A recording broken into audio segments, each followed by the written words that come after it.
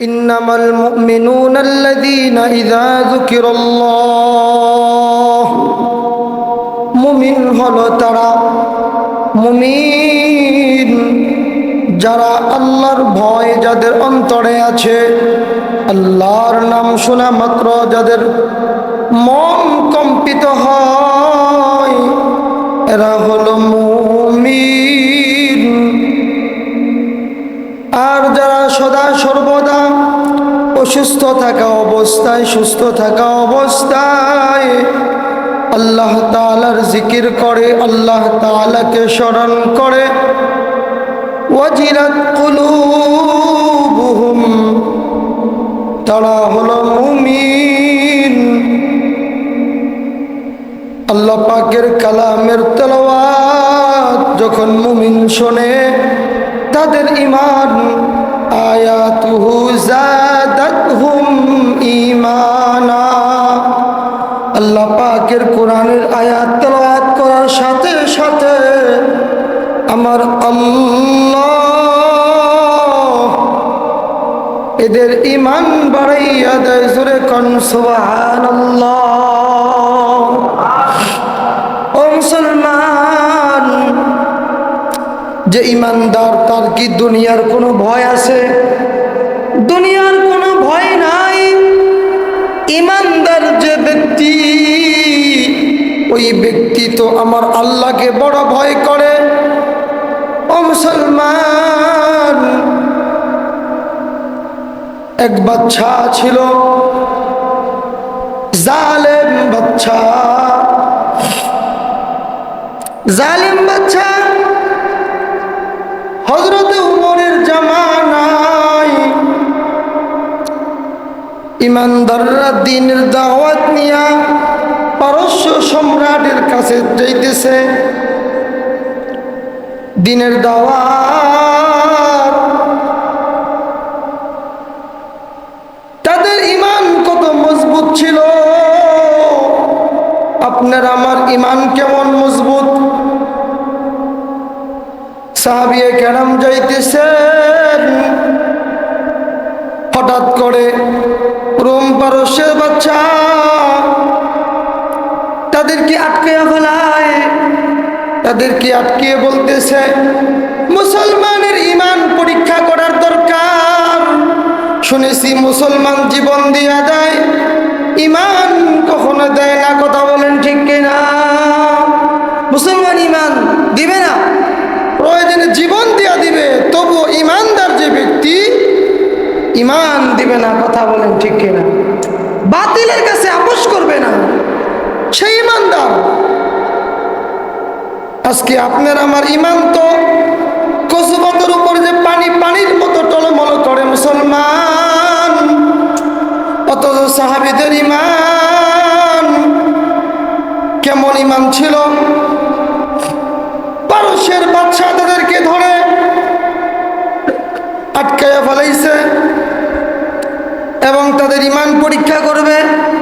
ইহুদিরা মিলে পরামর্শ করে, মুসলমানের ঈমান কত মজবুত, এটা পরীক্ষা করব। কেমনে পরীক্ষা করবেন? কই আগুনের কুণ্ডুলি সাজাও। বেঈমান, নাস্তিক, মুনাফিক আগুনের কুণ্ডুলি সাজাইল। আগুনের কুণ্ডুলি সাজাইয়া ঈমানদার যারা ঈমানদার, এদেরকে বলতেছে এখনো সময় আছে, ঈমান ছেড়ে দাও। ঈমান যদি ছেড়ে দাও তাহলে তোমাদেরকে টাকা পয়সা দেওয়া হবে, এই বাড়ি গাড়ির মালিক বানায়া দেওয়া হবে, তোমাদেরকে তোমরা যা চাও তোমাদেরকে তাই দেওয়া হবে। ও মুসলমান, এক সাহাবী বলতেছে, ও কাফের বেঈমান, আমারে তুই 10 বার জবাই কর, আমাকে 10 বার এই আগুনের কুণ্ডুলিতে ফালাও। আমি একজন ঈমানদার, আমি একজন মুসলমান, আমাকে 10 বার তুমি জবাই করো। ও বেঈমান মুনাফিক, আমি কখনো কখনো ইমান ছাড়ব না। জোরে কোন সুবহানাল্লাহ। তাদের ইমান কেমন ছিল? আজকে আপনার আমার ইমান 5 টাকার একটা চা খেলে ইমান চলে যায়। অন্যায়ের বিরুদ্ধে সাক্ষী দেই, ঘুষ খাই, অন্যায়ের বিরুদ্ধে সাক্ষী দেই, সকালে এক কথা কই, দুপুরে এক কথা কই, বিকালে আরেক কথা বলি। কথা বলেন ঠিক কিনা?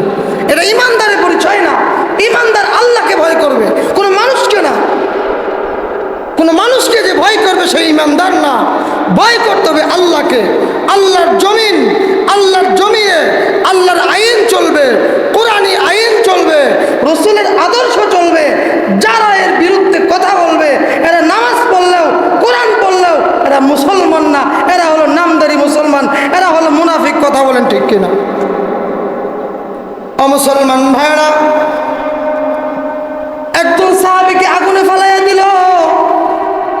কিতাবে পাওয়া যায় 12 জন সাহাবী ছিলেন।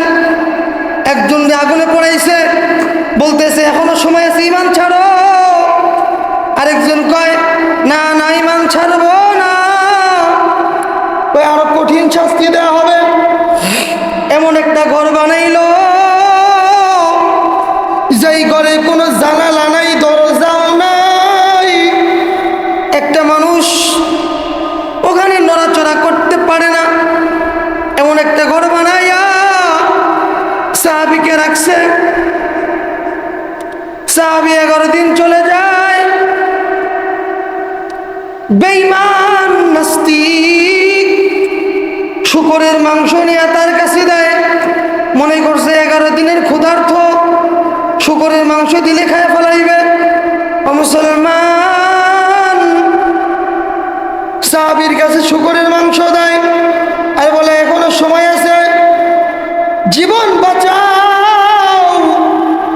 জীবন যদি বাঁচাইতে পারো, এই এলাকায় তোমাকে বাড়ি করে দেওয়া হবে, গাড়ি করে দেওয়া হবে, সুন্দরী সুন্দরী রমণী তোমাকে দেওয়া হবে। আল্লাহর বান্দা ইমানদার বেঈমানকে বলে, বেঈমান তুই আমার জীবন নিবি, 10 বার নি, 20 বার নি, কোনো সমস্যা নাই, কিন্তু আমি তো মুসলমান, আমি তো ইমানদার, আমি মরতে রাজি আছি। আল্লাহর ঘোষণা, শূকরের গোশত খাওয়া হারাম, আমার জীবন চলে যাবে, আমি কখনো হারাম খাবো না। জোরে কন্না আল্লাহু আকবার। সাহাবীদের ঈমান ছিল। আপনার আমার ঈমান তো নষ্ট হয়ে গেছে, ঈমান নষ্ট হয়ে গেছে। এই জন্যই তো নামাজ পড়ে আমরা মিছা কথা কই, নামাজ পড়ে চুগলখড়ি করি, নামাজ পড়ে গীবত করি। এই নামাজের কি দাম আছে? নবীজির হাদিস, আখলিস দীনাকা ইয়াকফিকাল আমালুল কলিল। নবীজি বলেন বেশি আমলের দরকার নাই। প্রথমে তোমার ঈমানকে খাঁটি করো, তোমার ঈমানকে খাঁটি করো। অল্প আমল ওই নাজাতের জন্য যথেষ্ট হইবে। সুবহানাল্লাহ। বেশি আমলের দরকার নেই, অল্প আমল করো। আগে ঈমান খাঁটি করো, অল্প আমল করো, নাজাতের জন্য যথেষ্ট। মুসলমান ভাইরা, আমরা ঈমানদার যদি হতে চাই, মুমিন যদি হতে চাই, আমাদেরকে আল্লাহর ভয়, আল্লাহর ভালোবাসা, আল্লাহর মুহাব্বত যদি আপনার আমার অন্তরে লালন করতে পারি, আল্লাহ আমাদেরকে ঈমানদার বলিয়া ঘোষণা করবেন। সুবহানাল্লাহ। ঈমানদার আর বেঈমানের ভিতরে পার্থক্য আছে। ঈমানদার যে ব্যক্তি, সেই লোক কি মিথ্যা কথা বলতে পারে? ঈমানদার যে ব্যক্তি, সে কি ঘুষ খাইতে পারে, সুদ খাইতে পারে, অন্যের মঙ্গল অমঙ্গল কামনা করতে পারে? সে তো ঈমানদার না। অল্প আমল করেন, ঈমানকে মজবুত করে অল্প আমল করেন। এই অল্প আমল আপনার নাজাতের জন্য জরিয়া হয়ে যাবে। বেশি আমলের কোনো দরকার নেই, অল্প আমল করুন। এজন্য আমলের ভিতরে রিয়া থাকা যাবে না, অহংকার থাকা যাবে না। আপনি কত বড় কি হয়েছেন, যদি মনে করেন আমি মসজিদের সভাপতি, আমি মসজিদের সেক্রেটারি, আমি মসজিদের ক্যাশিয়ার, আমি মসজিদের দায়িত্বশীল, আমার একটা দাম আছে, পাওয়ার আছে। ও মুসলমান, এই পাওয়ার নিয়ে যদি আপনি চলেন, আল্লাহর কসম করে বলতেছি, দুনিয়ায় মানুষ আপনাকে সভাপতি বলছে, আপনি সম্মান পেয়ে গেছেন, আল্লাহর কাছে কিছু পাবেন না। আল্লাহ যখন ডাক দিবে কিয়ামতের ময়দানে, ওই আলেম এদিকে আসো, আল্লাহ আমি দুনিয়াতে মানুষকে দিনের দাওয়াত দিছি। কয় তুমি দাওয়াত দিছো ঠিক, কি উদ্দেশ্য ছিল? উদ্দেশ্য ছিল তোমাকে মানুষ আলেম বলবে, দুনিয়াতে আলেম বলছে, যাও তোমার উদ্দেশ্য সফল। দুনিয়াতে দুনিয়া হাসিল হয়েছে, আখিরাত হাসিল হয় নাই, আলেম তুমি জাহান্নামে যাও। আর যদি আল্লাহর জন্য করে থাকি, আল্লাহ বলবে বান্দা দুনিয়াতে আল্লাহর জন্য করছে, দিনের দাওয়াত আল্লাহর জন্য দিছে, যা আলেম জান্নাতে চলে যা। প্রত্যেকটা মানুষকে তাকে ডাক দিবে, ও হাজী সাহেব তুমি হজ করছ, তুমি হজ করছ কেন? তোমাকে মানুষ হাজী সাহেব বলবে, এজন্য হজ করছ। তোমার নিয়ত, মানুষ তোমাকে দুনিয়াতে হাজী সাহেব বলছে, সম্মান করছে, তোমার নিয়ত পুরা হয়ে গেছে। কাজেই আমি আল্লাহর কাছে তুমি কিছু পাবা না, যাও তুমি জাহান্নামে চলে যাও। ডাকবে মসজিদের সভাপতি, তুমি মসজিদের সভাপতি ছিলা, তোমাকে মানুষ দাম দিত, সভাপতি বলে ডাকতো, সম্মান পাইছ, দুনিয়াতে হাসিল হয়ে গেছে, যাও এখন জাহান্নামে চলে যাও। এই মসজিদ আল্লাহর ঘর, কার ঘর? আল্লাহর ঘর। যতক্ষণ পর্যন্ত নিজে ছোট মনে না করবে, কেমন ছোট? আমি তো আল্লাহর ঘরের খাদেম, আমি সভাপতি না, আমি সেক্রেটারি না, আমি আল্লাহর ঘরের একজন খাদেম, আমি আল্লাহর ঘরের খাদেম। নিয়ত যদি খালেস হয়, আল্লাহ হতে পারে এই উসিলা করে জিন্দেগির গুনাহ মাফ কইরা বিনা হিসাবে আল্লাহ জান্নাত দিবে। যেরকম সুবহানাল্লাহ। আর যদি এই মসজিদের একটা টাকাও আপনার পেটে যেয়ে থাকে, আপনার সংসারে যেয়ে থাকে, আল্লাহর কসম, আল্লাহর কুরআন যদি সত্য হয়, নবীর হাদিস যদি সত্য হয়, আপনি মরার সময় জালেম হয়ে মরবেন, কাফের হয়ে মরবেন, বেঈমান হয়ে মরবেন। দুনিয়াতে নামাজ পড়লেও, রোজা রাখলেও, আল্লাহর ঘরের টাকা, আল্লাহর ঘরের কোনো সম্পদ যদি আপনি হারামভাবে ভক্ষণ করে থাকেন, কসম আল্লাহর, আপনার স্থান জান্নাতে হবে না, আপনার স্থান হবে জাহান্নাম। কথা বলেন ঠিক কিনা? ও মুসলমান ভাইরা, আল্লাহর ঘর, দামি ঘর। খ্রিস্টানরা যখন প্রার্থনা করে, ওরা আমাদের যেমন শুক্রবার জুমার দিন, ওদেরও একটা দিন আছে, ওই দিনে ওরা যায় গির্জা পাঠ করে। কি উদ্দেশ্যে যায়? যে খারাপ কাজ করছি, বিভিন্ন গুনাহ করছি, তেনু মাফ চামু, গান বাজনা করবো, গুনাহ মাফ হয়ে যাবো। নাউজুবিল্লাহ, জোরে কন্যা নাউজুবিল্লাহ।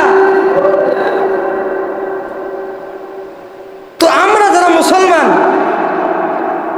আমরা মসজিদে আসার আগেই বাড়ির থেকে যখন রওনা করি মসজিদের উদ্দেশ্যে, আল্লাহ প্রতি কদমে কদমে গুনাহ মাফ করে দেয়, প্রতি কদমে কদমে আল্লাহ নেকি লিখে দেয়। জোরে কোন সুবহানাল্লাহ।